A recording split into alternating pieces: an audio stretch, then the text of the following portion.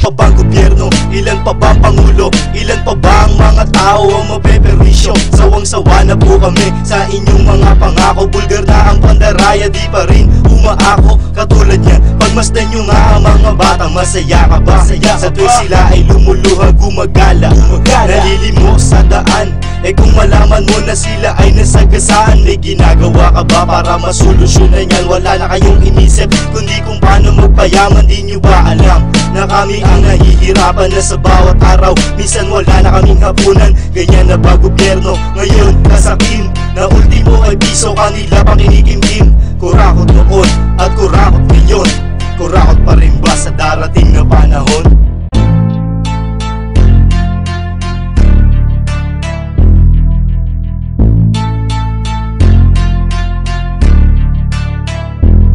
Sa nakaw niyong salapi, katumbas buhay na sawi. Gobyernong ubod ng kurap, kamay laging kinakati.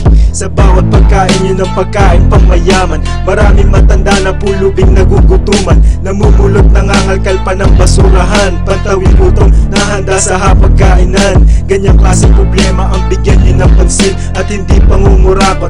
Buaya, kayo sakim, walang mahirap kung kayo'y matulungan. Kaso sila sa pera, lahat kayo'y gahaman. Pag nanakaw at krimen, sagot ng karamihan sa kakulangan sa patustos ng kabuhayan. Kasamaan nyo ay hindi mapantayan, pork barrel na lang inyo pang kinukupitan. Ganyang klaseng gobyerno ba ang gusto ng marami? Tanong na kayo rin ang sasagot bandang huli.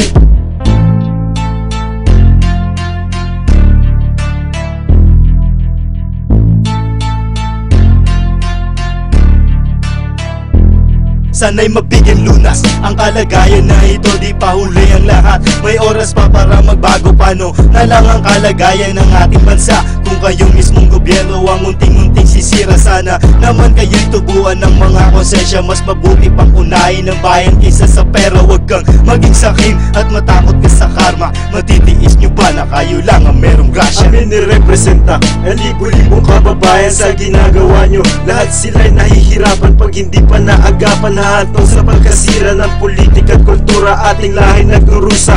Dugo at bala ba ang gustong kabayaran sa inyo na naturingan mga may pinag-aralan? Walang pagkukusa, lahat na ay nagsabi, patuloy na sakit, lunas nyo ay nasa sarili.